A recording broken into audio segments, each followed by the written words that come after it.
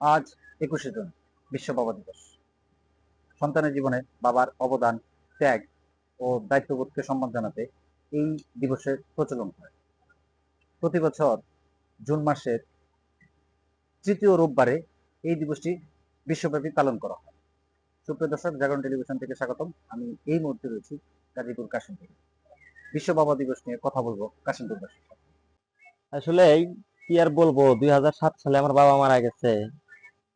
তো বাবা থাকলে অবশ্য অনেক আবদার পূরণ করতো। আজকে টেলিভিশনে বা ফেসবুকে দেখলাম বাবা দিবস, বাবার কথা অনেকটাই মনে পড়তেছে। তবে আজকে মনে পড়বে কি, বাবারে সবসময় মিস করি, কারণ যার বাবা নাই সেই বোঝে যে বাবা কি একটা জিনিস। আজকে আমার বাবা থাকলে আমারও অনেক আবদার পূরণ করতো। আজকে নাই বলে কারো কাছে কিছু বলতে পারি না, কোনো আবদার কারো কাছে করতে পারি না, মনে খুব কষ্ট হয়।